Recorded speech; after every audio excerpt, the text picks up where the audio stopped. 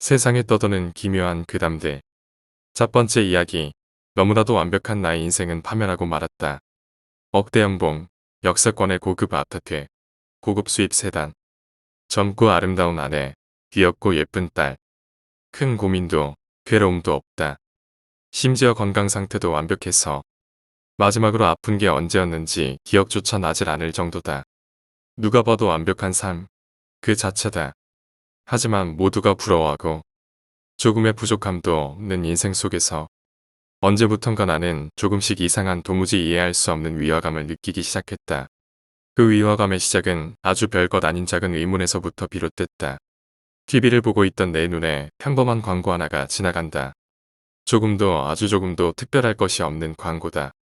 감기엔 옹콜리프, 으슬으슬 추운 몸살 감기, 흐물흐물 콧물 감기. 다양한 복합 감기 증세엔 언제나 콩콜 예쁘죠. 콩콜 센스 있는 엄마라면 콩콜리프. 감기엔 콩콜리프. 으슬으슬 추운 몸살 감기, 흐물흐물 콧물 감기. 다양한 복합 감기 증세엔 언제나 콩콜 예쁘죠. 콩콜리프. 센스 있는 엄마라면 콩콜리프. 고성진 목소리의 CM송과 함께 유명 코미디언이 나와 과장스러운 액션으로 제품의 효과를 설명한다. 그러고 보니 이 CM송이 흘러나올 때면 딸 승희가 무척 좋아했던 기억이 났다. 동요처럼 단순하면서도 흥겨운 멜로디는 내가 듣기에도 중독성이 있어. 나도 종종 무의식적으로 흥얼거리곤 한다. 그렇게 CM송을 들으며 나는 누구나 할 법한 생각을 했다. 날도 추운데 가정상비약으로 감기약 좀 사둘까? 그리고는 누구나 그렇듯 퇴근길에 약국에 들러 감기약을 하나 샀다. 거스름돈을 받고 광고에서 본 그 제품을 손에 쥐었다. 그리고 집에 들어오는 내게 아내 역시 그건 뭐예요? 라며 당연한 반응을 보여주었다. 나는 웃으며 감기약. 상비약으로 하나 있어야 될 것 같아서. 라고 말하곤 아내에게 감기약이 든 비닐봉지를 건넸다. 아내는 집에 많은데 뭘 또 사왔어요 라며 핀잔 아닌 핀잔을 준다. 모든 것이 평범하고 지극히 일상적이다. 나는 겉옷을 벗어 팔에 건 채 메고 있던 넥타이를 먼저 푼다. 아내는 내가 꺼낸 봉투에서 약을 꺼내 들고 거실의 서랍장으로 걸어간다. 나는 넥타이를 풀다 말고 사랑스러운 아내의 옆모습을 바라본다.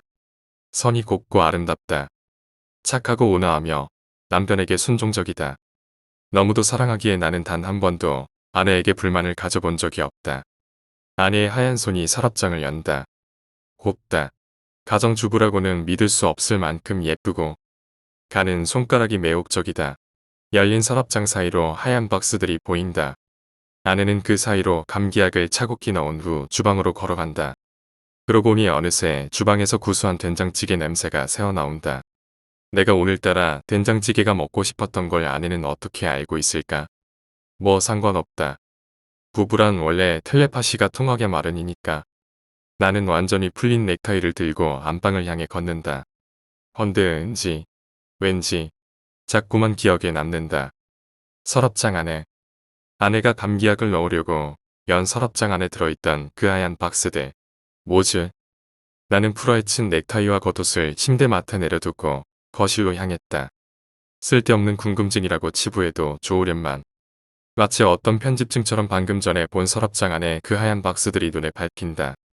성큼성큼 거실로 걸어가는 나에게로 아내가 다가온다. 뭐하게요? 옷부터 갈아입어요. 응, 그게. 승희가 아까부터 배고프나던 난리인데 아빠 오면 먹자고 해서 기다리고 있었단 말이에요. 빨리 옷부터 갈아입어요. 그러고 보니 승희는 2층 제 방에서 숙제하고 있어요. 부를까요? 아니야. 아내의 말에 나는 다시 방향을 바꿔 옷과 넥타이를 풀어둔 안방을 향하지만 두어 걸음을 못 가 그 자리에 멈춰 섰다. 알 수 없는 강박증이 자꾸 내게 의문을 던졌기 때문이었다. 나는 크게 심호흡을 한 후 다시 돌아섰다. 조금 이상하긴 했지만 서랍장은 불과 3-4걸음 앞에 있다. 그냥 확인하면 그만인 것이다. 왜 그것을 확인하고 싶은 것인지 이상하긴 하지만 확인한다고 해서 딱히 문제가 될 일도 없으니 그냥 확인하고 싶었다. 마치 긁으면 안 되는 상처 위에 딱지가 가려워 미치겠다는 심정이었다. 여보, 옷부터 갈아입으라니까요. 밥 다 됐단 말이에요. 내가 다시 거실로 향하자 주방 쪽으로 향하던 아내도 급히 내 쪽으로 고개를 돌리며 소리친다. 평소 온화하고 침착하던 아내답지 않다. 배가 고파서 그런 것일까? 그래. 사람이 배가 고프면 조금 예민해질 수 있어. 나는 그런 생각으로 웃으며 말했다. 잠깐만 이것 좀 보고. 여보. 아내가 질책이라도 하듯 소리친다. 하지만 나는 별로 개의치 않았다. 서랍장을 열어보는 것. 그건 대수로운 일이 아니니까. 설령 식사가 조금 늦어지더라도 채 1분도 되지 않는 시간에 불과하다. 나는 그런 생각으로 걸음을 옮겼다. 그때 등 뒤에서 반가운 목소리가 들려왔다. 아빠, 딸아이의 목소리다. 나를 너무도 닮은 척하고 예쁜 우리 딸. 내 인생 전부와 바꿔도 좋을 만큼 사랑하고 또 아끼는 딸이기에 아내가 조금 전에 이야기한 딸 승희가 2층 제 방에서 숙제하고 있다라는 말은 쉽게도 간과된다. 아빠, 회사 다녀오셨어요. 딸아이가 품 안에 달려든다. 작고 따뜻하다. 매일 보는 딸이 것만 이렇게 달려와 안길 때에는 애틋한 무언가가 느껴진다. 뭐하고 있었어? 우리 승희. 숙제하고 있었어요. 아빠, 나 지금 숙제로 그림 그렸는데 같이 봐줘요. 네. 그래. 숙제. 그러자 승희야. 어서요, 어서. 아이가 나의 팔을 잡아 끈다. 제가 그린 그림을 아빠에게 보여주고픈 아이의 순수한 열망을 그 누가 나무랄까. 너무도 평화롭고 따뜻하다. 역시 문제는 그 알 수 없는 강박증에서 기인한 가려움이다. 긁으면 안 되는 걸 알면서도 자꾸만 긁고 싶어지는 청개구리 같은 신보가 내 발목을 잡아 끈다. 승희야 잠깐만. 가있어 아빠 금방 갈게. 아이에게 말하며 몸을 일으키려는데 순간 마주친 아내의 눈동자가 흔들리는 것처럼 보인 것은 단순한 나의 착각이었을까? 안 돼요. 승희 방에 빨리 가요. 네. 아빠 빨리. 양양. 착하고 순종적이며 평소 때를 쓰는 일조차 없던 아이가 갑작스레 내 다리를 부여잡고 울기 시작했다. 흔치 않은 일 정도가 아니라 아예 없던 일이라 나는 조금 당혹스러워져 오는 아이를 품어 안은 채 등을 토닥이며 달래기 시작했다. 우리 승희, 울면 어떡해. 아빠가 말했지. 우는 아이는 산타 할아버지가 선물을 안 주신대요. 긴, 크리스마스도 이미 지났는걸. 아빠, 빨리. 승희랑 승희가 그린 그림 보러 가요. 엄청 잘 그렸나 보지? 응, 응. 그럼. 아이의 그림은 생각보다 평범했다. 환하게 웃으며 자랑스레 그림을 보여주지만 나는 그 속에서 알 수 없는 위화감을 느꼈다. 배고파하는 아이를 겨우 달랬다던 아내와 아이는 그날 저녁 식사 내내 그다지 개걸스러워 보이지 않았다. 아침이 되고 출근을 한 나는 사무실에 앉아 커피를 마시며 조용히 생각했다. 나, 감기약, 하얀 박스대, 처음으로 언성을 높인 아내와 난생 처음 때를 쓰며 울어댄 아이. 뭔가 알 수 없는 부조화. 미심쩍고 이상하고 무언가 부자연스러운데 그것들을 연결하여 생각하려 하면 할 때마다 머리가 무거웠다. 무언가 높은 담이 쳐져 있어 내가 그것들을 하나로 이어보려 하면 그 담에 부딪혀 넘어서지 못하는 그런 기분이 들었다. 무슨 생각을 그렇게 해? 누군가 내게 다가와 말을 건다. 고개를 드니 나와 함께 투자운용사의 공동대표를 맡고 있는 스티브 김이었다. 아내보다 더 오랫동안 내 곁을 지키고 나와 함께 사업을 키워온 나의 사업 파트너. 아내를 소개해준 사람도 스티브였고 사업을 위한 자금 투자를 담당하며 나의 비전을 믿어준 유일한 사람도 바로 스티브였다. 난 해외 출장을 나가 있는 것으로 알았던 그가 갑자기 내 앞에 나타난 것에 놀라면서도 반가운 마음으로 그에게 가감없이 나의 고민들을 털어놓았다. 응, 뭐가 문제야? 아내가 언성을 높인 게 기분 나쁜 건가? 아니면 아이가 때를 써서 싫었던 거야? 아니 그런 문제가 아니고 난 그저 뭔가 부자연스러운 별 이상한 생각도 다 하네. 그렇지만 왠지 자꾸 이봐 친구 강박증이라고 그런 거 내가 보기엔 조금도 이상하지 않지만 자네가 정 그렇게 이상한 기분이 든다면 이건 어때? 내가 잘 아는 정신과 닥터가 있어. 한번 상담을 받아보는 거야. 요즘 정신과 상담은 그냥 흔한 일이야. 괜찮아. 자 명함 하나 줄게 연락해 봐. 스티브는 별일 아니라는 듯 콧노래를 흥얼거리며 사라진다. 내 책상 위에는 그가 미리 준비라도 한 것처럼 놓고 간 명함 하나가 한지의 오차도 없이 반드시 놓여 있다. 나는 명함을 집어들고 천천히 명함에 쓰인 전화번호와 의사의 이름을 읽는다. 스티브가 사무실 밖으로 사라지기 전 흥얼거린 콧노래가 왠지 감기약 콩콜 FACM 송처럼 들렸다는 생각이 잠시 스쳐 지나갔지만 그건 떠올릴 때보다 더 빨리 사라져 버렸고 어느새 내 손은 전화기를 들고 명함 속의 전화번호를 눌러대고 있었다. 여보세요. 정신과 의사 정종선 선생님이 계신 병원 맞습니까? 네. 네. 상담 예약을 좀 하려고요. 네. 제 이름은 남청현입니다. 시간은 지금이요. 네. 찾아뵙도록 하겠습니다. 감사합니다. 어느새 나는 차를 몰고 병원으로 가고 있었다. 그리 멀지 않은 곳에. 그것도 마침 내가 한가한 지금. 예약이 잡힌다. 늘 그렇지만 순조로워서 좋다. 주차장에 도착하니 마침 한 자리가 비어 있다. 사람들이 몰릴 만한 시간은 아니지만 그래도 도시 중심가에 있는 건물이다 보니 조금 걱정을 했는데 엘리베이터가 가까운 곳에 좋은 자리가 났다. 좌우측에 주차한 차들도 배려심이 많은 운전자들인지 적당히 거리를 끼워주고 있어. 주차도 손쉬웠다. 나는 콧노래를 흥얼거리며 차에서 내려 엘리베이터로 향했다. 마침 엘리베이터가 내가 차를 주차한 지하 2층에 서 있다. 버튼을 누르자 곧장 문이 열렸고 텅 빈 엘리베이터 안에서 나는 내가 가야 할 정신과 병원이 위치한 5층의 버튼을 누른다. 윙 하는 소리와 함께 엘리베이터가 올라간다. 별일 아니지만 모든 것이 순조롭다는 느낌이다. 지난밤 느꼈던 그리고 오늘 아침까지 내내 나의 머릿속에서 뒤엉킨 채 나를 괴롭히던 위화감은 사라지고 편안한 그리고 안락한 기분이 나를 엄습한다. 나는 그 순조로움에 몸을 맡긴 채 엘리베이터 상단에 위치한 화면에 층 숫자가 올라가는 것을 바라본다. 느리지만 균일한 속도로 숫자가 올라간다. 1, 2, 3, F, 5. 화면의 숫자가 올라갈 때마다 내 머릿속에도 같은 숫자가 스쳐 지나간다. 이윽고 땡하는 알림음과 함께 문이 열린다. 화려하진 않지만 깔끔한 외관의 병원이 눈에 들어왔다. 아까 전화로 예약했는데요. 성함이 남청현입니다. 아, 네. 시간 맞춰 오셨네요.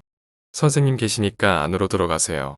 간호사는 친절한 얼굴로 나에게 안쪽에 위치한 문을 가리킨다. 문 앞에는 정신과 전문의 정종선이라고 써져 있었다. 똑똑. 들어오십시오. 문을 열고 안으로 들어가자 그곳엔 큼지막한 책상과 함께 하얀 가운을 입은 무척 젊은 남자가 앉아 있었는데 책상 앞쪽에 친절하게도 정신과 전문의 정종선이라는 명패가 놓여 있지 않았더라면 아마 난 그의 얼굴만 보고 엉뚱한 방에 들어왔다고 생각했을지 모를 만큼 젊어 보였다. 왜요? 의사 맞습니다. 너무 젊어 보이나요? 아닙니다. 나는 내 조카뻘은 좋게 돼 보이는 그에게 가벼운 목례를 한 후 걸어 들어갔다. 책상의 앞쪽 그러니까 방의 한가운데에는 길고 무척이나 푹신해 보이는 가죽 의자가 하나 놓여 있었는데 아마도 그것이 환자가 앉아 상담을 받는 의자인 듯했다. 앉으시죠. 네. 괜찮아요. 편하게 앉으세요. 네. 이렇게 뒤로 많이 눕혀진 의자는 좀 어색해서 이해하십시오. 진료 과목 특성상 환자분들이 최대한 편안한 상태에서 진료를 해야 하다 보니 이렇게 했는데 또 반대로 이런 걸 어색하게 생각하시는 분들도 있더군요. 자, 그래도 일단 앉아주시고 뭐가 문제이신지 얘기를 들어볼까요? 나는 의사의 말대로 한껏 뒤로 눕혀진 푹신한 의자에 앉는다. 말이 앉는 것이지 거의 누워있다고 봐도 무방할 정도였다. 눈을 뜨고 있지만 내 등 뒤를 떠받치는 이 지나칠 정도의 푹신함이 금방이라도 나를 잠들게 할 것만 같았다. 나는 아무것도 없는 천장을 바라보며 두 손을 가슴팍에 모은 채 편안한 자세로 그에게 나의 증상과 불안감을 설명했다. 계속된 성공과 순조로운 인생이 만든 뭐랄까 강박증입니다. 너무 염려하지 않으셔도 됩니다. 그럴까요? 사람의 마음이라는 게 간사합니다. 아무 문제가 없으면 좋고 그걸로 끝인데 심리 상태는 또 안 그렇거든요. 언제든지 무슨 일이 생길지 모르니까 대비해야 한다. 이런 내면의 불안감이 표출되지 못한 상태에서 쌓이고 또 쌓인 거죠. 인생이 계속 순조로웠던 게 대략 언제부터라고 기억하고 계십니까? 나는 의사의 질문에 나의 지난 기억들을 돌이켜봤다. 왠지 확실히 기억이 나지 않고 흐릿한 기분이 들었지만 그랬고 6년 전쯤부터 모든 일이 잘 풀리기 시작했다. 사업도 승승장구했고 그 즈음 동업자인 스티브 김을 만나 지금의 회사를 창업했다. 그랬꿀쯤인 것 같았다. 5년, 6년 전쯤 된 것 같습니다. 넉넉하게 6년이라고 해둡시다. 선생님은 6년간 아무 문제 없이 순조로운 인생을 살아오신 겁니다. 그게 무엇 의미할까요? 글쎄요. 인간이라면 응당지녀야 할 미래에 대한 불안감, 걱정, 불만 등이 표출될 기회를 잃고 그 오랜 세월 동안 쌓여왔다는 겁니다. 하지만 지금도 그것들은 분출되질 못합니다. 아직 선생님은 불행하거나 걱정해야 할 그런 원천적인 기회가 찾아오지 않았거든요. 제 말 맞습니까? 아마도 분출되지 못한 것들이 다른 형태로 변해 선생님을 불편하게 하는 겁니다. 하지만 걱정하지 마십시오. 그런 것들은 당연한 것입니다. 그러한 심리적 방어 기제가 있기 때문에 인류는 늘 위험에 대비해왔고 또 극복해왔지요. 걱정과 근심이 전혀 없는 일부 상담자분들에게는 조금 귀찮고 번잡스러운 것이 돼버리겠지만 뭐 어쩌겠습니까? 자, 그럼 마지막으로 여쭤보겠습니다. 감기약, 그리고 서랍 속의 상자들, 그게 뭐든 중요하게 취급해야 하는 이유가 있습니까? 없습니다. 그럼 묻겠습니다. 언성을 높인 아내와 빼를 쓰는 아이가 비정상인가요? 아닙니다. 다행입니다.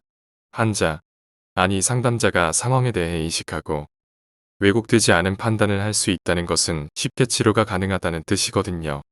별로 걱정하실 부분은 없지만 그래도 혹시 모르니 약을 처방해 드리겠습니다.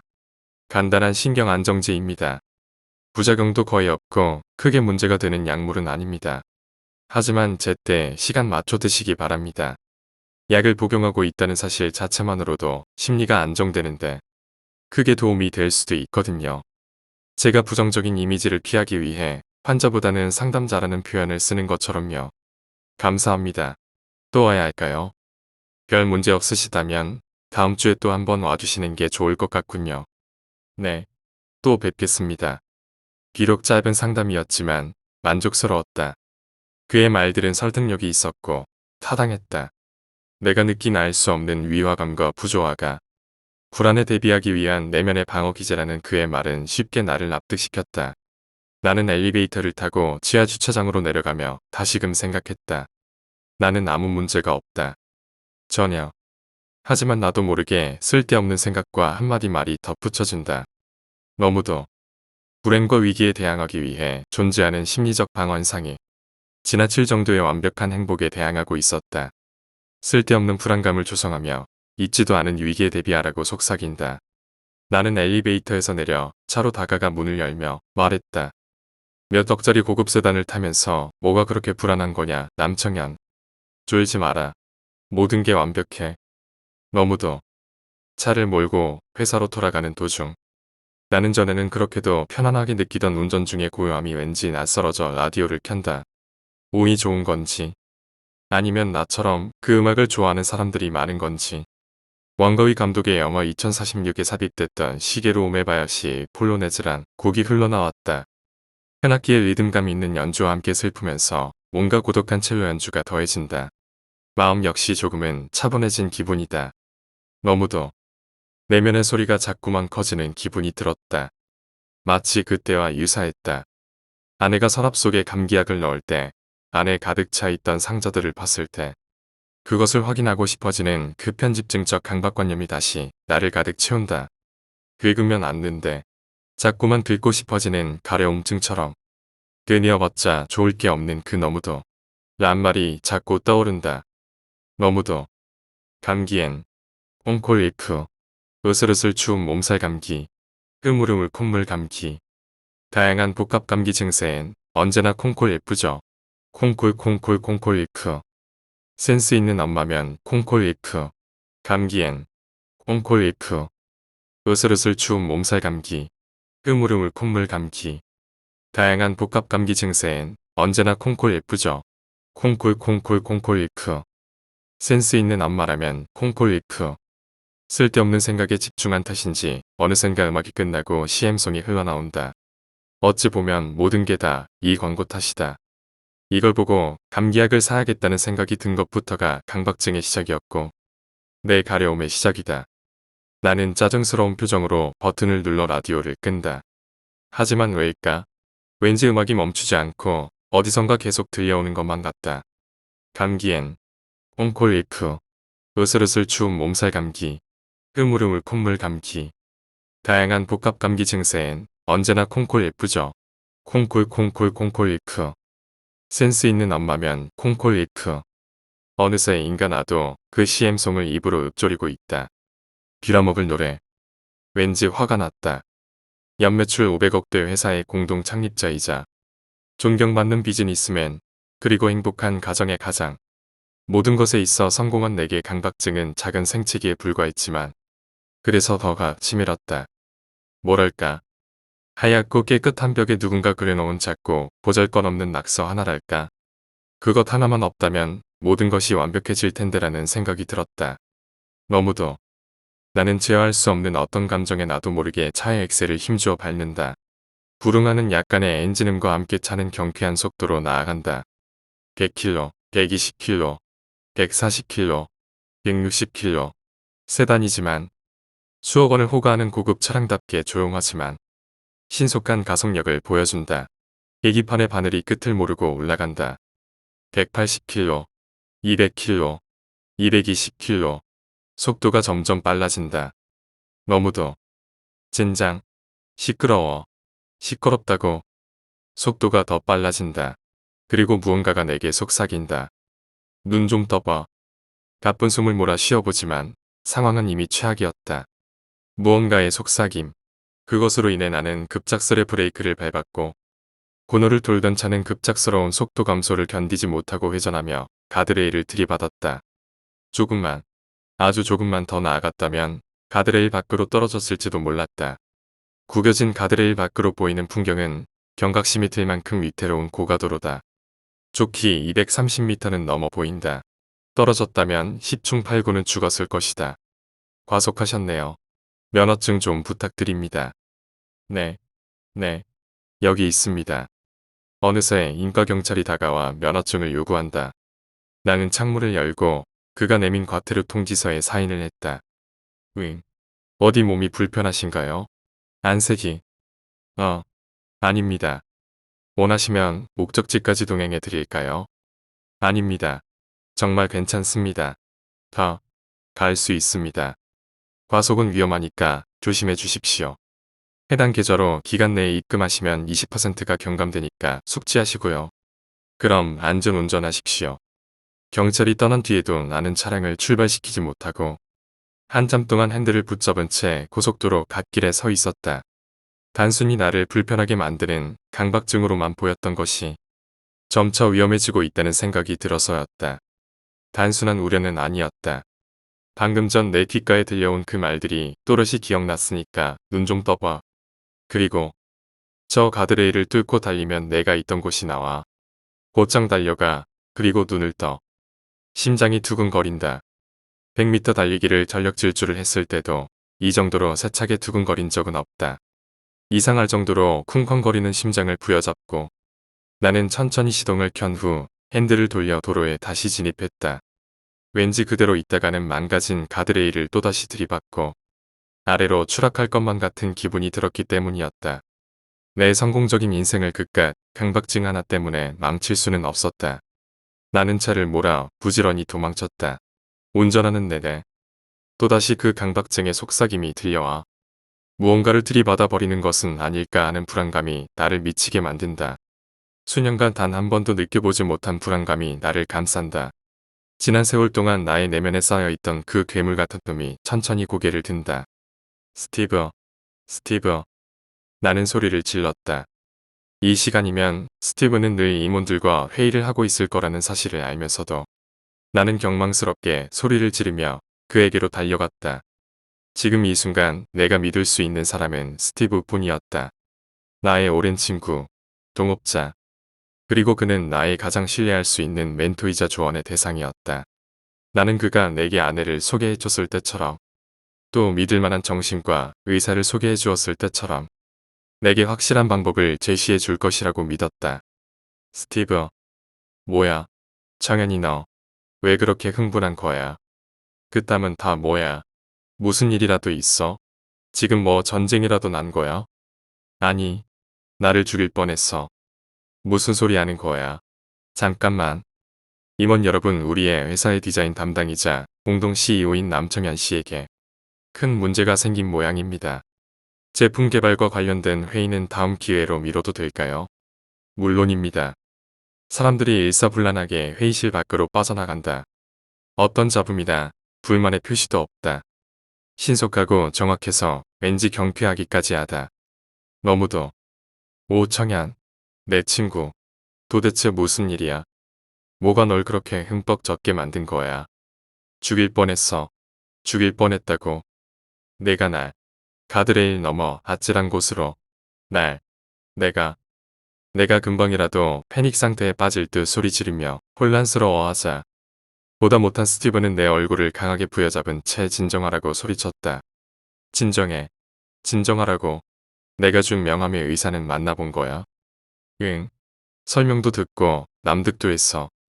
약도 받았는데 오는 도중에 그게 심해져 버렸어. 무슨 말인지 하나도 모르겠네. 정신 차려. 침착하라고. 걱정하지 마. 다 잘 될 거고. 너에겐 지금 아무 일도 없어. 심호흡해. 심호흡. 자, 들이쉬고 내쉬고.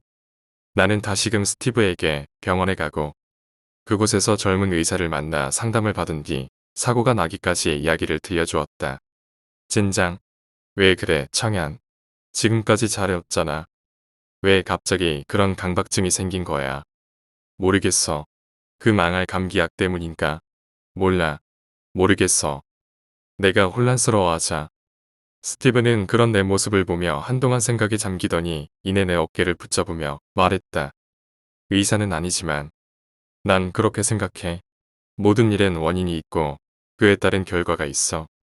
너와 내가 만나서 좋은 제품을 기획하고 판매해서 이 회사를 키운 것처럼 말이야. 자, 내가 보기엔 하나씩 풀 수 있는 부분이야.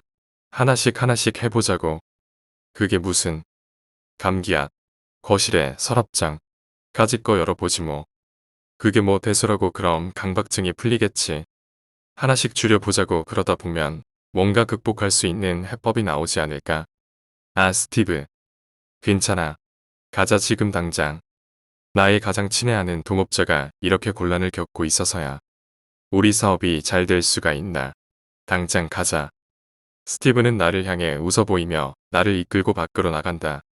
지극히 단순한 해법이긴 했지만 왠지 의사도 아닌 그의 말에 신뢰가 갔다. 하지만 마음 한편에선 내 강박증의 원인을 해소하고 나면 또 다른 강박증이 생기는 것은 아닌가 하는 불안감이 고개를 든다. 집으로 가는 내내 나는 두 손을 허벅지와 의자 사이에 끼운다. 혹시라도 내가 그 망할 강박증 때문에 운전 중인 스티브를 덮치거나 하는 불행한 사고가 발생할까 두려워서였다.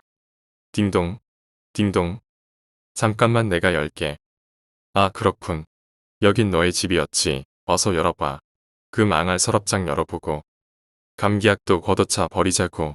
그 망할 강박증과 함께 말이야. 스티브는 믿음직스러운 표정으로 문을 열고 집 안으로 들어선다.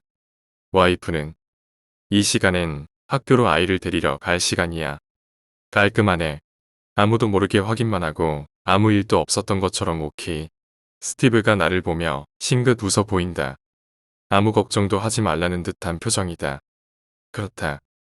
다 큰 어른이 쓸데없는 걱정에 사로잡혀 이해할 수 없는 망상에 빠졌을 뿐이다.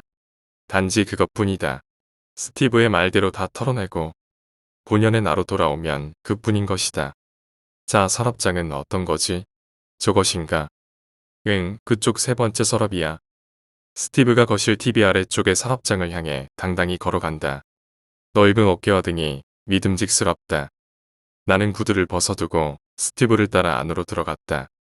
내 집임에도 오늘따라 이 공간이 생경하게 느껴지는 것은 단순히 강박증이 만들어낸 허상일까? 아내와 아이마저 집을 비운 텅 빈 공간 속에서 나는 공허함마저 느낀다. 그리고는 마치 엄마와 함께 처음 시장에 따라 나선 3살 배기 어린아이처럼 잡은 그 손을 놓칠까 두려워하며 스티브의 등 뒤에 바짝 다가선다. 스티브는 어느새 서랍장 앞에 한쪽 무릎을 꿇은 채 앉아 있다. 내가 다가서자 금방이라도 서랍장을 열어젖힐 기세다. 강박증은 나에게나 문제이지. 그에게는 그저 시시한 고민거리에 지나지 않은지 미소조차 여유롭다. 자, 이 서랍이지. 아무 문제 없다고. 자, 봐. 아무 문제 없잖아. 스티브의 말대로 나는 서랍장을 바라봤다. 그리고 그 서랍장 안에는 내가 얼핏 봤던 하얀 박스들은 보이지 않았다. 그저 최근에 내가 사다 놓은 감기약 박스만이 놓여 있었다. 하지만 분명히 난 여기에 무언가 가득 차 있는. 그래, 이제 조금 기억이 나. 그 하얀 박스들은 그 감기약 상자를 옆으로 누인 채 차곡차곡 쌓아놓은 거였어. 그래. 그것들 죄다 감기약이야. 거기 있었다고. 거기. 나는 스티브를 바라보며 소리를 질러본다. 그리고 감기약 상자가 가득 들어 있었던 그 서랍을 흔들어 본다. 하지만 그곳엔 여전히 아무것도 없다. 그저 어제 내가 사온 감기약 상자 하나만이 하얀 옆면을 드러낸 채 뒹굴고 있을 뿐이었다. 다 감기약이면 뭐 어때? 감기약이 좀 많았었나 보네. 그뿐이야. 그렇지만 왜 그것들이 거기 그렇게 많이 있었을까? 잠깐만 친구. 내가 먼저 물어볼게. 그게 중요해? 그게 정말 중요한 일이야. 스티브가 나를 바라보며 한심하다는 표정으로 말한다. 하지만 나는 아무 답도 할 수 없다. 나를 짓누르던 강박증의 도입부가 송두리째 사라졌다는 생각에 후련함이 들기보다는 외려 더 이상한 기분만이 증폭된다. 나는 시장에서 엄마를 잃어버린 3살 빼기 어린아이의 표정으로 서랍장만을 붙잡은 채 사라진 무언가를 찾으려 애쓴다. 그 순간 문이 열리고 누군가 안으로 들어왔다. 여보, 스티브, 도대체 어떻게 된 거죠? 둘 다 이 시간에 집엔 웬일이에요? 아빠, 아내와 딸 승희가 휘둥그레진 얼굴로 우리를 번갈아가며 바라본다. 그저 뜻하지 않은 남편과 친구의 방문일 뿐인데 두 사람은 왜 그렇게 놀라는 것일까? 적어도 딸 승희만은 갑작스러운 아빠의 방문에 반가워해야 하는 거 아닌가? 약간의 의구심이 나를 자극하기 시작한다. 100번 양보한다 쳐도 내가 사랑에 맞지 않는 두 사람의 표정과 행동이 어색하다. 너무도. 미안해 여보. 내가 잠깐 스티브를 좀 불렀어. 왜? 무슨 일 있어? 아니요, 너무 갑작스러워서. 아내의 눈이 나와 스티브를 여전히 번갈아가며 바라본다. 그리고 아래쪽을 훑는다. 서랍장이다. 서랍장을 봤다. 어색한 침묵이 우리를 감싼다. 그녀와 나, 그리고 스티브. 우리 세 사람이야. 그렇다 쳐도 왜 딸아이마저 날 보고 침묵하는 걸까? 마치 숨겨야 하는 어떤 비밀이라도 들킨 사람처럼. 그러면 안 되는데 자꾸 별별 의심과 불안감이 머리를 들고 나를 바라본다. 너무도. 민영씨, 청현이가 뭔가 두고 온 게 있다고 해서 같이 왔어요. 그렇지 청현. 그래. 맞아. 서랍은 왜 열어놓은 거죠? 아내가 나를 바라보며 묻는다. 솔직히 이전까지 한 번도 본 적이 없는 표정이다. 온화하고 늘 침착한 아내답지 않게 차갑고 냉정하다. 마치 다른 사람 같다. I'm so sorry. 그냥 나도 모르게 그만 열어버렸네요. 사과할게요, 소리. 안 그래도 청현이한테 남의 집을 함부로 뒤지면 안 된다고 주의를 듣고 있던 참이에요. 미안합니다. 오시는 건 상관없지만. 스티브, 서랍을 허락 없이 열어본 건 좀 불쾌하네요. 나가주세요. 네, 알겠습니다. 미안해요, 민영씨. 나갈까, 청현. 회사에서 마저 처리할 일들이 있잖아. 그렇지. 내 집에 내가 들어온 것일 뿐인데도 무언가 도둑질을 하다 들킨 사람처럼 불편한 죄의식이 밀려든다. 생전 처음 보는 아내의 차가운 표정 탓일까?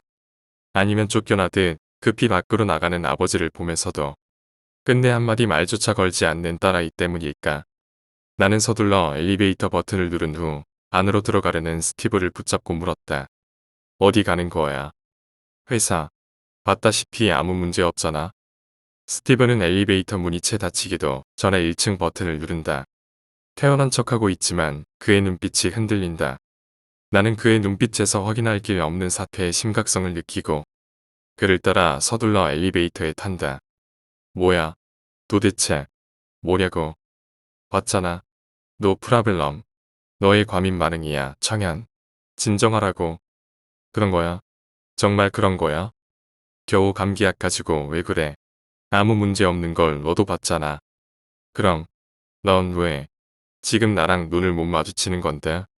나의 질책에도 스티브는 고개를 떨군 채 내 얼굴을 바라보지 않는다. 그에게서는 조금 전까지와 같은 당당함도 믿음직함도 보이지 않았다. 그저 무언가를 회피하고픈 불편한 심리만이 엿보인다. 오 젠장. 널 잃고 싶지 않아. 그만해. 그만두라고. 너와는 더 이상 아무 말도 하지 않겠어. 스티브, 도대체 왜 그래? 나 미쳐버릴 것 같다고. 널 부술 거야. 지독하지. 그 너머에 있는 건 견딜 수 없는 것들 뿐이니까. 감내하려 해도 참기 힘들걸. 하지만 돌아올 수 없어. 안 돼. 다 너 위해서야.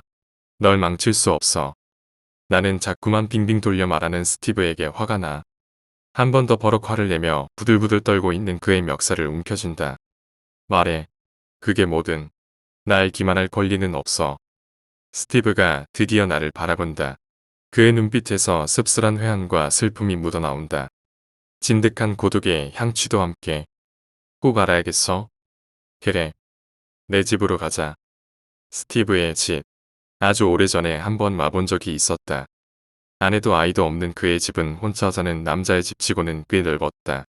하지만 그때처럼 지금도 여전히 깨끗하고 잘 정돈되어 있었다. 조금도 변함없이, 아니, 아무런 변화 없이 완벽하게 그대로였다. 너무도 그대로지? 그렇지. 딱히 바꿀 이유도 필요도 느끼지 못하니까. 그는 나의 마음을 꿰뚫고 있기라도 하는 듯 싸늘한 표정으로 말하며 거실을 향해 걸어간다. 열어봐. 내가 알던 모든 것이 부서져 버려도 좋다면 말이야. 내 집에 있는 것과 유사한 형태의 서랍장이 스티브의 거실 한쪽에 있었다. 나는 나를 찐두르는 무거운 공기를 느끼며 천천히 그가 가리키고 있는 세 번째 서랍장을 향해 걷는다. 한 걸음, 두 걸음, 점점 더 가까워진다. 그리고 마침내 내가 스티브의 서랍장 앞에 섰을 때 그는 내게 바짝 다가와 귓가에 속삭였다. 이건 너에게 판도라의 상자가 될 거야. 그는 그렇게 말하곤 나를 등진 채 돌아섰다. 다시금 심장이 쿵쾅거리며 뛰기 시작했다. 스티브는 알고 있고 나는 알지 못하는 것. 그리고 한번 알게 되면 다시는 처음으로 돌아갈 수 없는 그 진실은 무엇일까? 나는 과연 꼭 그것을 알아야만 하는 것일까? 왜, 왜, 왜? 하지만 확실한 건 지금 내가 몹시 가렵다는 것이었다. 참아야 한다는 이성적인 판단을 거스르는, 아니 무력화시키는 본능이란 이름의 호기심. 그 녀석이 더러운 손을 내밀었다. 이건 내 입에서 깊은 호흡이 토해진다. 그리고 다시 깊이 들이마신다. 나를 자제하기 위한 심호흡이다. 깊이 들이마시고 또 한 번 토해낸다. 그리고 나는 찰나의 순간 나를 멍하게 만든 서랍 속의 물건을 꺼내어 든 채 스티브에게 물었다. 어째서 내 서랍에도 같은 감기약이 들어있는 거지? 그것도 하나 가득. 꼭 이유를, 설명을 들어야 하나? 지금에 만족하잖아. 회사, 돈, 차, 아내, 아이. 불만 없고 완벽한 삶에 왜 이유가 필요하지? 왜? 스티브는 대답 대신 냉정한 질문을 나에게 던진다. 그는 이성적이었고 나는 본능적이었다. 그는 진실을 알고 난 후 남겨진 과거의 것들을 걱정하는 듯했고 나는 진실을 알지 못한 채 살아갈 나의 남은 나날들을 생각했다. 거기에 진실이 있으니까 모른다는 건 거짓이고 거짓된 삶이 어떤 의미가 있을까? 이번엔 내 말을 들은 스티브가 탄식과 함께 긴 호흡을 토해낸다. 그의 표정에서 알 수 없는 회한과 씁쓸함이 묻어난다. 좋아. 내 생각은 알겠어. 다만 알지 못한다는 것. 선의의 거짓말. 그게 더 행복할 수도 있지 않을까? 하지만 말해줄게. 내 욕심으로 널 잡아두는 건 결국 널 행복하게 할 수 없을 것 같으니까. 자, 이제부터 내 질문에 답을 해. 그래. 잠시 뜸을 들이던 스티브는 천천히 고개를 들어 내 눈을 바라보며 입을 열었다. 담담한 그의 표정에서 이젠 체념이 느껴진다. 내가 마지막으로 감기에 걸린 건 언제지? 글쎄. 기억나지 않을 거야. 넌 감기에 걸리지 않으니까. 자, 그럼 내가 마지막으로 아내와 싸운 건 언제지? 내 아이가 아프거나 다친 걸 본 마지막 기억은? 아이가 때를 썼던 게 이번이 처음이라고 했나?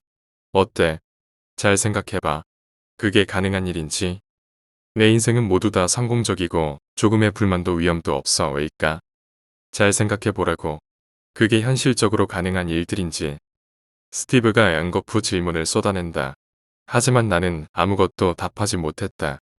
스티브가 나를 바라본다. 그의 말들이 어느새 마치 슬로 비디오 속의 무언가처럼 붉고 느리게 들린다. 그의 질문들 모두 단순한 질문이다. 하지만 이 간단한 질문에 대한 답이 쉽게 떠오르지 않는다. 그리고 그렇게 어리둥절해 있는 나에게 스티브는 확정 짓듯 말했다. 미안해. 이건 현실이 아니야. 미안해. 이건 현실이 아니야. 미안해. 이건 현실이 아니야. 순간 모든 것이 명확해졌다. 너무도 젊고 아름다우며 온화하고 순종적인 완벽한 아내 떼를 쓰지도 않고 늘 명랑하고 밝은 차가 나이 넓고 쾌적하며 안락한 그리고 그 흔한 형광등 한 번 갈아 본 적이 없는 완벽한 나의 집. 한 번도 고장이 난 적 없는 수억 원대를 호가하는 나의 고급 수입 세단. 위기를 모르는 연매출 수백억 대의 완벽한 기업. 그 흔한 감기조차 걸리지 않는 완벽한 내 건강. 왜 난 그것들을 한 번도 의심해 본 적이 없을까? 난 이미 오래전에 알아버렸지. 아주 오래전에. 그래. 알아묻고 싶을 거야. 그런데 왜 그냥 여기에 머물러 있냐고. 넌 그것들을 의심해 본 적도 없겠지만 이 바깥에 무엇이 있을지도 역시 생각해 본 적이 없을걸. 여기가 아닌 다른 세상에서 그곳에서도 내가 지금처럼 완벽하게 살아갈 수 있을까? 자, 무엇에 베팅할지 너무도 확연하잖아. 거짓일지 몰라도 완벽한 삶. 그리고 알 수 없는 불확실함으로 가득 찬 다른 곳. 가지마. 가지 말라고. 스티브의 절규가 방안 곳곳 울려 퍼진다. 그의 말은 모두 옳다. 나는 이곳이 아닌 다른 삶을 생각해보지 못했다. 과연 지금의 삶보다 더 나을 수 있을까? 여긴 내가 원하는 모든 것이 있다. 불만과 걱정도 없다. 이 모든 것을 버리고 불확실한 어딘가로 갈 준비가 되어 있는가? 문득 그런 생각이 들었다. 긴 세월 동안 나를 속인 건 어쩌면 내가 아니었을까? 나는 속은 것이 아니라 나 스스로 거짓에 잠식되어 진실의 문턱을 넘어서지 못한 채 지금에 안주했던 것이 아닐까? 모든 것이 완벽하다는 헛된 자기 위안으로. 남무도. 자, 아주 간단해.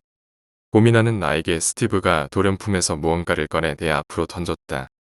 딱딱한 대리석 바닥에 떨궈진 그것은 차가운 금속성의 소리를 내며 내게 굴러온다. 그리 크진 않지만 몹시 날카로워 보이는 칼이었다.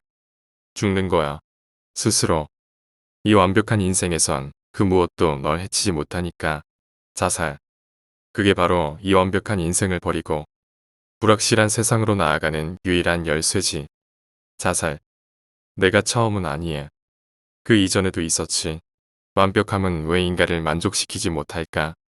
왜 알 수 없는 불확실성은 인간을 매혹시킬까? 그게 바로 인간의 본성일까? 왜 꼭 그래야 하지? 처음부터 끝까지 완벽한 게 좋은 거잖아. 왜 견디지를 못해? 스티브가 다시 한번 소리친다. 나는 아무 대답도 하지 않은 채 그가 던져준 칼을 집어들었다. 그리고 말했다. 불확실성을 쫓고 결국 그것을 완벽으로 바꾸려는 노력 자체가 인간의 본성이니까. 우리가 밟고 있는 이 건물도 그런 불확실성을 쫓은 누군가가 바친 노력이 일궈낸 결과물이니까. 그래서 그런 것 아닐까? 내게 진실을 알려줘서 고마워 스티브. 넌 내게 최고의 동업자이자 최고의 친구였어. 잠깐 남창현. 기다려. 기다리라고. 너 정말 가버릴 거야? 그까짓 것 다 없던 일로 하고 잊어버려. 그리고 나랑 여기 있자. 진작 너까지 가버리면 안 돼. 자 와. 이 모든 걸 다 버리고 갈 거야. 순간 스티브의 손가락이 튕겨지자 그의 등 뒤로 수많은 사람들이 나타났다. 나의 아내 민영, 딸 승희, 나를 도왔던 비즈니스 파트너들. 그리고 수많은 회사 임직원들이 보였다. 그들은 모두 한 목소리로 똑같은 손짓을 하며 나에게 말했다. 가지마. 남정현. 자, 너 정말 다 버리고 갈 거야? 바보 같은 짓이야. 다른 사람은 몰라도 널 헌신적으로 사랑했던 내 아내까지 버릴 거야. 여보. 아내 민영이 애처로운 표정으로 나를 바라보며 울기 시작한다. 그러자 나도 모르게 표정이 찡그려진다. 거짓일지 언정수년간 내 곁을 지켜온 여자다. 마음이 무겁다. 아내는 버릴 수 있겠지만 아이는 어때? 자 와. 내 아이야. 너를 똑같이 닮았잖아. 스티브가 딸승이를 번쩍 들어 올리며 소리친다. 나는 결국 참지 못하고 소리쳤다. 승희야. 아빠. 그러자 기다렸다는 듯 스티브가 딸승이를 바닥에 내려놓는다. 나는 다시 한번 승희의 이름을 불렀고 딸승이는 슬픈 표정으로 나를 향해 달려왔다. 미안해. 미안해. 눈물이 흘러나왔다. 현실이든 거짓이든 참을 수 없는 슬픔과 괴로움이 뒤엉켜 터져나온다. 내 얼굴은 이미 쏟아진 눈물과 콧물이 뒤섞여 엉망이다. 하지만 나는 닦을 생각도 하지 못한 채 딸승이를 부둥켜 안은 채 오열했다. 도저히 주체할 수 없는 감정이 북받쳐 올랐고 나는 그것을 도저히 멈출 수 없었다. 아빠, 아빠, 숨 막혀. 딸이 나를 밀어내며 말한다. 왜일까? 딸은 웃고 있었다. 괜찮다는데 나보다 더 어른스러운 표정으로 나를 바라본다. 그리고는 말했다. 기다리잖아. 너무도. 나보다 더 기다리는 사람이 거기 있잖아. 더. 딸 승기의 말에 내 머릿속이 하얗다. 무언가 가슴이 뜨거워지는 말이다. 기다리는 사람. 갑자기 내 귓가에 누군가의 흐느낌이 들려왔다. 나무도. 왠지 익숙한 그리고 내 가슴을 후벼 파는 듯한 슬픔이 두 귀와 내 심장을 적신다. 내가 당황하는 사이 딸아이는 어느새 내 품에서 두어 걸음 물러선 채 많은 슬픔을 억지로 눌러 참은 듯한 어른의 표정을 하고 나를 바라본다. 그리고는 우수에 찬 눈과 체념 어린 미소를 띤 채 손을 흔들며 말한다. 빨리 가. 잊지 못할 거야. 안 돼. 스티브의 목소리가 들려온다. 그것은 마치 비명소리와도 같았다. 그가 놀란 얼굴로 나를 향해 달려온다. 그는 마치 미친 말처럼 뛴다. 하지만 칼은 이미 내 목을 그어버린 후다. 피가 흐르고 의식이 희미해진다. 스티브가 달려와 바닥에 쓰러지려는 나를 부둥켜 안은 채 오열한다. 정신을 차려보라는 스티브의 목소리가 내 뒷전을 때린다. 점점 초점을 잃어가는 눈동자 속에 아내와 딸 승희의 얼굴이 맺힌다. 정신 차려. 정연아 정신 차려. 스티브의 목소리가 연신 내 뒷전을 때린다. 나는 어디로 가는 것일까? 희미해진 의식의 끈을 놓아버린 나는 몽롱한 심연의 끝자락으로 한없이 추락한다. 그저 들리는 것은 같은 목소리 뿐이다. 정신 차려. 정연아 정신 차려.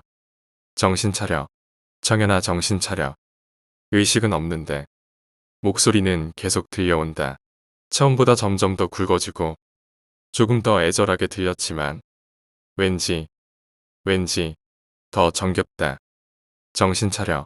정연아 정신 차려. 정신 차려. 정연아 정신 차려.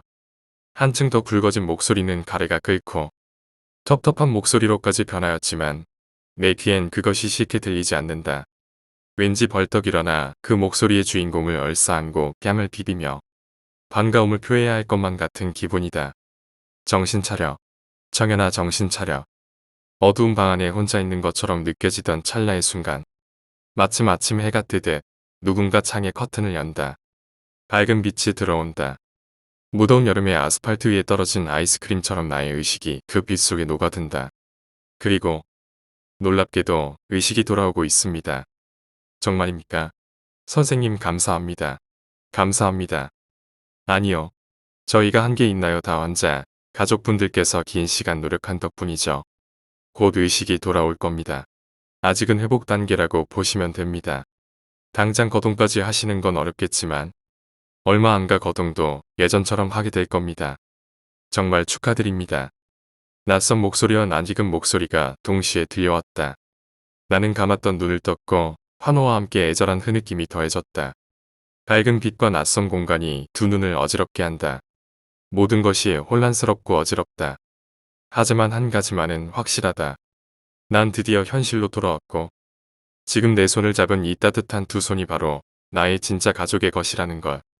아직 몸이 완전히 움직여지지는 않았지만 정신만은 온전히 돌아온 것 같았다. 모든 것이 기억났다. 무동아 뭐하냐? 네 아버지 깨어나셨잖니? 남무동 빨리 인사해. 아버지. 나를 닮은 한 아이가 어느새 더 늙어버린 내 아버지 뒤에 숨어 쭈뼛거리며 인사한다. 아기였던 녀석을 아버지에게 맡겨두고 지방에 내려가다 고속도로에서 사고가 있었다. 확실히 기억은 나지 않지만 터널 아니었고 역주행 중이던 상대 차량과 부딪히지 않기 위해 나는 핸들을 꺾었다. 그리곤 바로 지금이다. 난 무동. 아버지가 나를 어색해하는 아이에게 좀 더 다가가라는 듯 엄하게 꼬신는다. 아이는 곧 울먹거리며 흐느끼고 어느새 더 늙어버린 어머니가 아이를 감싸 안으며 달래듯 말한다. 울지마 울지마 아버지 깨어난 거 처음 보니까. 애가 아직 어색해서 그러는데 왜 그래요. 아이고 청현아 너 깨어나기만을 얼마나 기다렸는지 몰라. 며느라기는 죽고 겨우 너만 살았는데 너도 식물인간이 돼서. 어머니의 흐느낌. 나는 그것이 깨어나기 전 그곳에서 마지막으로 들었던 흐느낌과 많이 닮아 있음을 느낀다. 돌아온 것이다. 나는 북받쳐 오르는 감정을 애써 추스르며 그곳에 두고 온 친구를 향해 마지막 감사의 인사를 표했다. 고마워 스티브. 아이고 이제 우리 청현이가 말도 하네. 말도 해. 됐어 다 나았어. 다 나았다고. 며칠 뒤 나는 여전히 내가 깨어난 그 병원 그 침대에 누워있다. 오전, 오후에 끝없이 재활 치료를 받고 있긴 하지만 몸 상태는 생각보다 괜찮아서 곧 정상적으로 활동을 할 수 있을 것 같다는 진단을 받았다. 나는 모처럼 혼자 힘으로 일어나 걸음을 내디뎠다. 내 바로 옆 침대에 앉아있는 환자의 얼굴을 보기 위해서였다. 그 침대의 머리맡에는 스티브 김이란 낯익은 이름이 써져 있다. 나보다 3년 먼저 이 병원에 입원한 그의 병명은 나처럼 식물인간이다. 까칠한 피부와 무성한 수염이 조금 다르긴 했지만 내가 아는 그 친구가 그곳에 힘없이 누워 있었다. 나의 믿음직한 그리고 능력 있는 동업자 스티브. 넌 아직도 그곳에 있구나. 심드렁한 표정으로 잡지책을 뒤적거리던 스티브의 간병인은 그것조차 지겨운지 책을 덮고 나를 바라본다. 그리고는 마치 오래전부터 알고 지낸 사람처럼 주저리주저리 자신의 불만들을 토해낸다. 스티브의 가족들은 더 이상 그를 찾아 않는다거나 아니면 식물인간 또는 뇌사자를 대상으로 하는 국가지원금이 너무 적어 다른 일을 알아봐야겠다는 등의 내용이었다. 치매 노인 쪽보다는 뇌사자분들이 말썽은 안 부리니까 이쪽으로 지원한 건데 너무 답답하고 지루해서 이것도 못할 일이에요. 남정현 씨라고 했죠. 이 병실에서도 몇 년 전에 깨어나신 분이 한 분 있는데 그것도 몇 년은 됐죠 아마. 그분 나가시고 저쪽에 들어온 친구는 재수생인데 자살 기도를 했다나 봐요. 부모는 의대를 보내려고 했는데 결국 재수 삼수하다가 안 되니까 건물에서 투신했다나. 그래도 어떻게 죽지는 않았는데. 안 죽으면 뭐해 차라리 죽는 게 낫지. 아 죄송해요. 이건 좀 그러네. 여하튼 종선이. 저에도 부모가 의사 만들려다가 결국 환자를 만들었으니 가만히 있으면 그녀의 오지랖이 더 쓸데없는 말들을 들어놓을 것 같아. 나는 몸을 움직여 다시 내 침대로 향한다. 침대에 앉는 나는 고개를 들어 침대 발판 쪽에 크게 붙어있는 광고판을 바라본다. 감기엔 옹콜리프, 으슬으슬 추운 몸살 감기, 흐물흐물 콧물 감기, 다양한 복합 감기 증세엔 언제나 콩콜리프. 센스 있는 엄마라면 콩콜리프, 옹콜리프 라고 쓰인 광고 카피가 인쇄되어 있다. 나는 씁쓸한 미소를 머금은 채 병동에 누워있는 다른 환자들을 바라보며 생각해본다. 그들 모두 일어나지 못하는 게 아니라 그저 꿈같은 거짓에 취해서 일어나고 싶지 않은 건 아닐까? 진실을 알지만 그것을 인정하지 못한 채 돌아오지 않는 스티브처럼. 그 순간 한 무리의 의사들이 병실 안으로 걸어 들어온다. 그러고 보니 어느새 오후 회진을 돌 시간이 된 모양이었다. 특별히 불편하신 곳은 없나요? 네, 괜찮습니다. 그저 밤에 잠이 잘 오지 않긴 합니다. 너무 오래 주무셨으니까요. 하하, 농담입니다. 조금 예민해지신 것 같네요. 간단한 신경안정제를 처방해드리겠습니다. 곧 괜찮아지실 거예요. 모든 게 완벽하잖아요. 식물인간 상태에서 깨어나셨고 몸도 점점 나아지고 가족들도 모두 기뻐하시고. 네, 그러네요. 이제야 비로소 완벽해진 것 같습니다. 내 마음을 편하게 가지세요. 때 맞춰 약 드시고요. 이상이 생기면 곧바로 간호사 통해서 말씀해주세요 남청현 씨. 감사합니다. 뭐 더 궁금하신 건 없으실까요? 네. 아, 맞다. 아무래도 병원비가 좀 부담돼서 그런데 언제쯤이면 퇴원할 수 있을까요? 내 말에 의사는 조금 당황스럽다는 표정을 지었다가 이내 웃으며 말했다. 아, 잘 모르실 수도 있겠네요. 법이 개정돼서 모든 환자분들은 무상으로 치료를 받으실 수 있습니다. 병원비 걱정은 하지 않으셔도 되니까 몸부터 먼저 추스르시죠. 아, 법이요? 무상이요? 네. 조금도 걱정하지 마십시오. 남정현 씨가 누워 계시는 동안 세상이 많이 변했습니다. 무상복지, 무상급식에 이어 무상의료가 도입됐죠. 지금의 의료체계는 완벽합니다. 병원비 때문이라면 아무 걱정 안 하셔도 됩니다. 왜일까? 나도 모르게 그의 말에 이렇게 대답하고 말았다. 완벽하군요. 너무도. 그리고는 오한이 느껴지는 듯 몸이 떨려왔다. 뭐해? 약 투여해. 상태가 불안정하잖아. 빨리. 간호사가 다가와 급히 내 팔에 주사를 놓는다. 그 덕분일까? 갑작스러운 떨림이 천천히 멎는다. 그리고 약 기운 때문인지 의식이 잠시 흐릿해지는 기분이다. 마치 술에 취한 것처럼 기분이 좋다. 겠군. 갑작스러운 쇼크 증상인 것 같으니까 계속 확인해. 환자의 상태. 그리고 모든 게 완벽할 수 있도록. 나는 몽롱한 기분에 취해 침대에 눕는다. 그리고 눈을 감기 전 마지막으로 들어온 담당 의사의 가운에 적힌 이름을 중얼거려 본다. 스티브. 김. 두 번째 이야기. 탐정놀이. 성향이 원래 그런 쪽으로 발달돼 있어서 그런지 내가 가지고 있는 호기심은 도를 지나쳤다고 해도 과언이 아닐 거야. 사람이 죽어나가던 현장에 아무 겁 없이 불쑥 들어가질 않나. 불난 집 앞에 옷 볼라당 다 태워먹을 정도로 붙어서 보고 또 보고.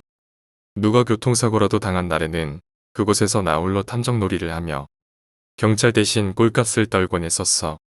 초등학교 시절 친구 하나가 크게 사고를 당한 적이 있었는데 그게 자전거를 타고 지나가던 내 친구랑 차가 정면 충돌한 사고였어. 어떻게 됐는 줄 알아?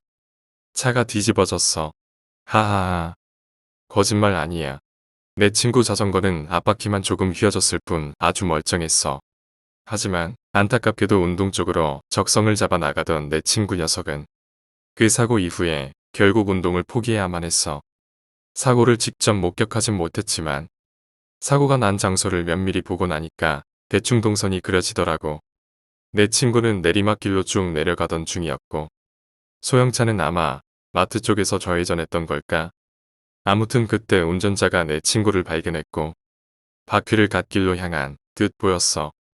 요란스럽게 남겨져야만 하는 자동차의 바퀴 자국 대신 자전거 바퀴 자국만이 그곳에 남아있는데 뭐. 내가 봤을 때 결과는 이거야. 차는 자전거를 보자마자 핸들을 우측으로 꺾어서 도랑 쪽으로 굴러 떨어졌어. 그냥 운전 미숙이라고 봐도 무방하겠지. 마치 자기 스스로 도랑에 빠졌다고나 할까. 반면 친구의 자전거는 그냥 그대로 내려와 차에 부딪힌 것 같아 보였어. 파편이 조금 떨어져 있었는데 그냥 차량 라이트.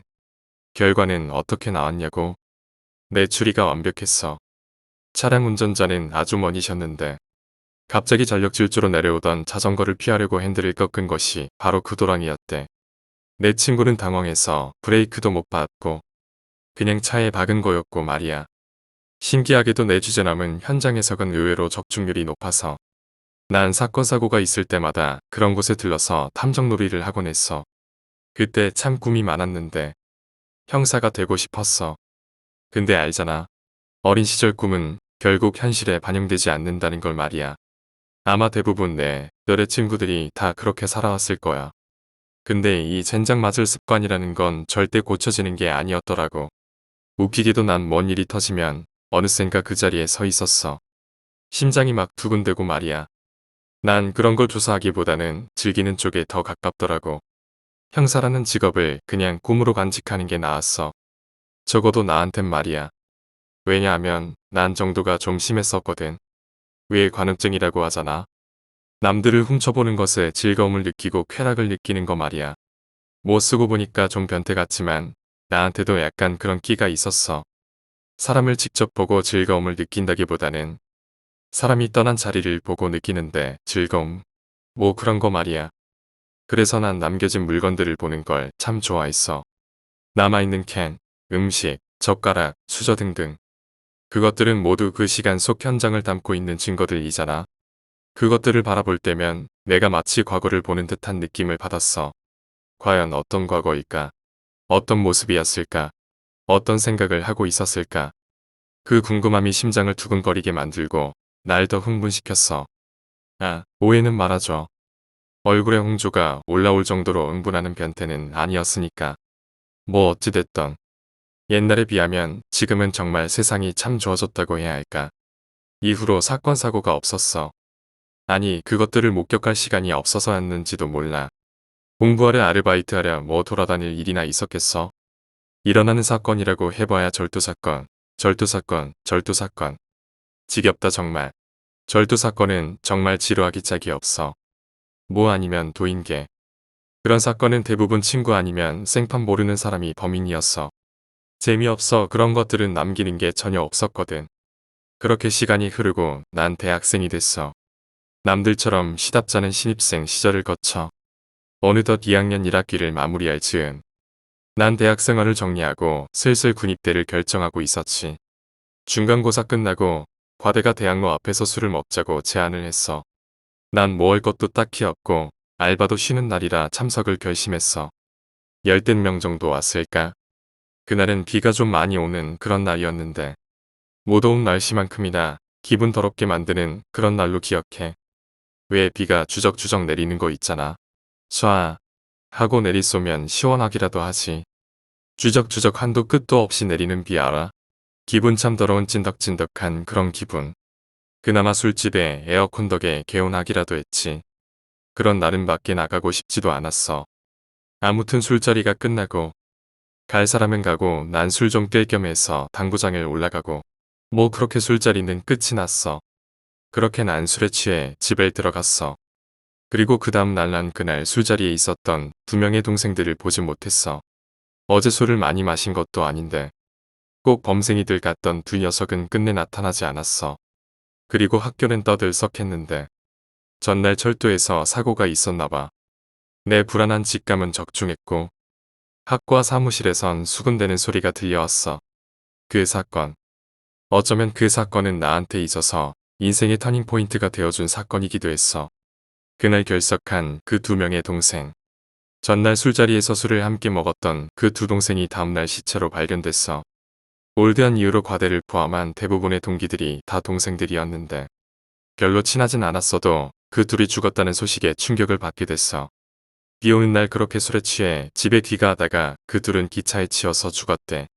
사실 내가 자취하는 곳은 대학로 바로 옆쪽에 펼쳐진 원룸촌이었는데 그것보다 훨씬 싼 곳이 바로 저 철도 건너서 있는 원룸촌이었어. 걸어봐야 10분.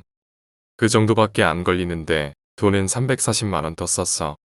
근데 거기서 사는 애들이 뭔진 몰라도 사건 사고가 많았나 봐.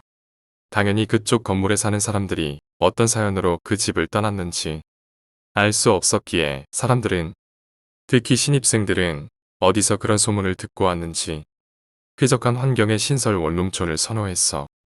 그렇다고 건너쪽에 있는 그곳이 망한 것은 아니었어. 다만 더 저렴한 원룸을 구하는 친구들은 그쪽 집에 들어가 살았어. 30만 원 정도 차이가 나는데 그깟 소문이 대수겠어. 어차피 학교에서 보내는 시간이 더 많았으니까 문제될 건 없었지. 아무튼 말이야. 그 건너 쪽으로 건너가려면 철길을 건너야 했는데 꼭 야밤만 되면 문제야. 아니, 술이 문제야.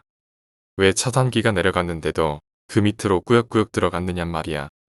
그리고 왜 기차가 올 때를 맞춰서 지나갔냐 이 말이야. 2명이 동시에 치였다고 신문에 났어. 뉴스에도 나왔고 학교 신문에도 나오고 아무튼 진짜야. 그날은 마치 내가 군입대하기 전 선물 상자를 주듯이 정말 오래간만에 말이야. 진짜 오랜만에 심장을 뛰게 만들어줬어.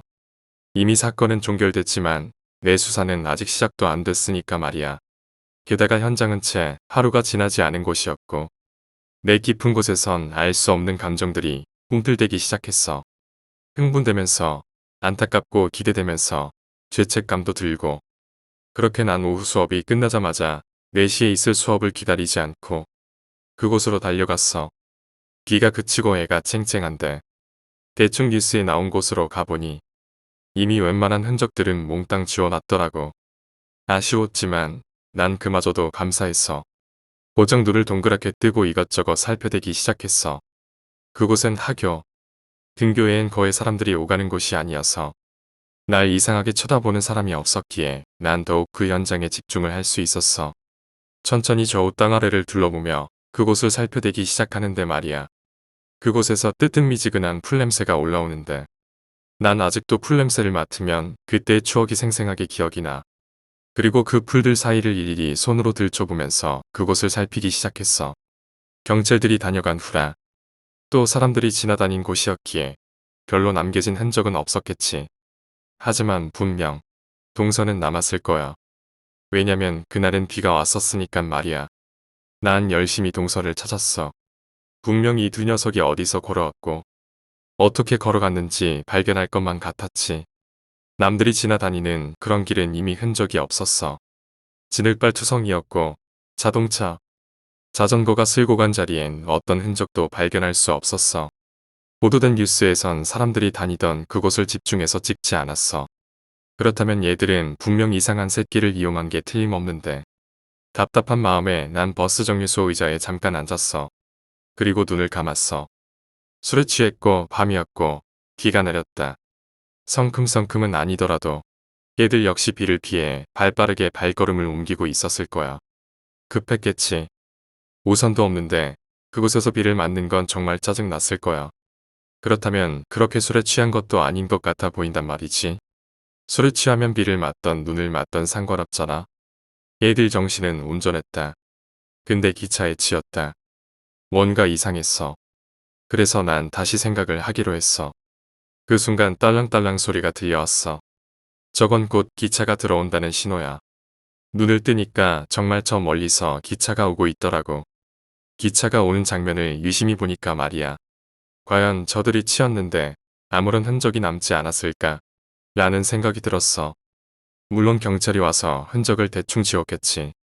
근데 최악의 경우를 생각해 볼 때 말이야.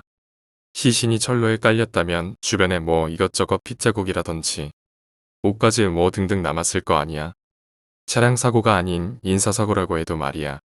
대부분 사건이 일어난 장소에는 뭔가 부수적인 것들이 굉장히 많이 남게 되거든. 근데 그런 게 아무것도 없었어. 그래서 내가 내린 결론은 이거였어. 얘들은 기차에 치여서 튕겨나간 것이라고 말이야. 그리고 충돌했을 지점들을 대충 추측하기 시작했어. 멀리서 오던 기차는 바로 내 앞까지 바람을 몰고 와. 앞머리를 시원하게 뒤로 넘겨주고 있었는데 아니야. 사람들이 타고 다니는 이런 기차는 아니었어. 비뾰족한 기차는 치이면 거의 아래로 빨려 들어가는 게 맞아 보였어. 빨려 들어가지 않더라도 그건 거의 깔리는 게 맞아. 이런 기차는 사람을 치고 튕겨낼 것처럼 보이진 않았어. 치여도 발목은 깔리겠지. 그렇다면 그 시간에 사람들을 태우는 기차일 리는 없었을 테고 당연히 상업적인 용도의 기차였겠지. 그렇게 내 추리를 정리하며 한참을 기다리니까 다시 한번 기차가 들어왔어. 내가 기다리고 있었던 상업용 기차였어. 다가오는 기차는 앞쪽이 네모나게 생긴 게 꼭 치이면 날아갈 수 있겠구나 싶었어. 기차가 지나간 후 그리고 철도의 건너기 전 부분과 건넌 후 부분을 좀 더 세밀하게 살펴보기 시작했어. 먼저 건넌 후 쪽을 살펴봤는데 여긴 아닌 것 같았어. 죄다 자갈인데 뭐 이상하게 헝클어진 흔적이 하나도 없더라고. 그렇다면 건너기 전쪽에서 진입하다가 치인 걸 텐데. 이번엔 버스 정류소를 지나서 살펴보기로 했어. 정류소를 지나 한참을 걷고 있는데 그때 드디어 내가 찾던 게 나타나기 시작했어. 이미 도로에서부터 발자국이 보이기 시작했어. 그곳에 두 명의 발자국이 보였어. 끌린 흔적. 어서 말해줘. 발자국들아. 발길질을 해댄 건지, 발자국과 발자국이 어떤 행동을 한 것인지 정확히 짚어낼 수 없었어. 그렇게 발자국을 따라 그곳에 가보니 녀석들이 취했던 어떤 행동이 보이기 시작했어. 그렇게 발길질인지 쭉쭉 미끄러진 듯한 흔적을 끝으로 길게 4개의 구덩이가 보였어. 그 4개의 얕은 구덩이 주변으로 아주 많이 미끌린 듯한 흔적이 남아 있었는데 그 혼란스러워 보이는 발자국들이 덩달아 내 머릿속도 혼란스럽게 만들고 있었어. 그렇게 한참이나 그 흔적들을 살펴보던 나는 그나란하지 않은 발자국 4개가 말하는 걸 들을 수 있게 됐어. 이 4개의 구덩이는 내게 속삭였어. 자신들은 2명이었다는 것을 말이야. 그리고 그 2명은 무언가를 세게 밀고 있었어. 벽을 밀고 있었던가. 하지만 이곳은 벽이 없어. 내 눈은 혼란스러운 그곳을 벗어나 그들이 향하는 곳을 따라 움직이기 시작했어. 그리고 내 눈이 도착한 곳은 바로 내 발이 있는 곳이었어. 그리고 내가 서 있는 곳에 양쪽으로 길게 뻗어 있는 또 하나의 발자국. 밀리지 않으려는 듯 필사적으로 자리를 지키고 있던 발자국. 컨버스와 260, 270. 불현듯 무언가 확 떠올랐을 때. 형, 거기서 뭐해? 너, 벌써 집에 가냐? 형 근데, 거기서 뭐해? 아니, 그냥 뭐 좀 보고 있었어. 내일 봐, 형. 나는 멋쩍게 그곳을 벗어났어. 나오는데 말이야. 아니, 나오기 전에 난 분명 과대놈의 눈을 봤어. 처음은 나를 보지 않고 내 발밑을 훑어보더라고. 난 내가 왜 그랬는지 모르겠는데. 도둑이 제발 저린다고들 하잖아. 참. 내가 죄를 지은 것도 아닌데 말이야. 전날 과대놈이 신고 온 컨버스화가 떠오르자마자 녀석이 내 눈앞에 나타나서 난 너무 깜짝 놀라고 말았어. 당황한 나머지 난 녀석의 시선이 돌아가는 그곳을 어느샌가 짓밟고 있더라고. 그제야 녀석이 눈을 올려 나를 보는데 식은땀이 막 나기 시작했어. 그곳을 벗어나면서 주위를 두리번거리는 척 그 발자국을 보았더니 이미 뭉개져 있었고 녀석의 흔적은 내 발자국과 뒤섞여 반쯤 없어져 버린 별 모양뿐이었어. 멍청한 공무원 녀석들. 대체 무얼 한 거지? 쟤들은 사고로 죽은 게 아니에. 살해당한 거지. 그때 난 처음으로 범인으로 추정되는 아예 범행이라고 생각지 못한 그런 사건의 용의자를 눈앞에서 보내줘야만 했어. 그렇게 한쪽 귀에 이어폰을 꽂고 태연한 표정으로 녀석은 버스에 올라 그곳을 떠났어. 녀석이 떠난 자리에서 녀석 것으로 추정될 만한 증거를 찾았지만 어쩔 도리가 없었어. 이미 사건은 종결됐고 내가 보고 느낀 심증과 시답잖은 물증 따위로 이 사건을 다시 일으키기엔 부족해 보였어. 안타까움과 분노가 뒤섞이는 그런 기분이 들었어. 난 죽은 그 두 놈과 별로 친하진 않았어. 하지만 진실이 바로 여기 있는데 이 진실을 나만 알고 있어야 한다는 게 어이가 없으면서 미칠 것만 같았어. 그렇게 찜찜한 추억을 뒤로 한 채 난 군입대를 하게 됐고 언제나 풀베이 여름철만 되면 그 녀석을 생각했어. 제대하고 곧장 다니던 과를 때려치우고 난 생물학과 학사 과정을 거쳐서 과학수사 쪽 공무원 시험을 치르게 됐어. 5년이 지난 지금 현장에 나갈 땐 말이야. 이제는 다 철 지난 추억인데도 녀석이 범인이었다는 생각은 변함없어. 어떻게 그런 표정을 할 수가 있었던 거지? 마치 아무 일도 없었던 것처럼 태어난 녀석의 표정. 내 발밑을 훑어보던 그 눈빛. 내일 보자며 자연스럽게 버스에 오르던 녀석의 몸짓. 가끔씩, 정말 가끔씩 비가 주적주적 내리는 밤엔 그때 그 일이 떠오르곤 해. 그리곤 상상에 잠기지. 비 오는 날 밤. 두 녀석을 철로 안쪽으로 밀어댔을 과대 녀석의 얼굴과 살려달라고 애원했을 두 녀석의 표정들을 말이야. 답답한 추억, 나만이 기억하는 사건, 그날의 유일한 목격자. 아무도 모르는 일을 알고 있는 단 한 사람. 탐정놀이가 언제서부터 시작됐는지는 알 수 없었지만 그것을 마지막으로 내 노름은 그곳에서 그렇게 영원히 끝나버리고 말았어.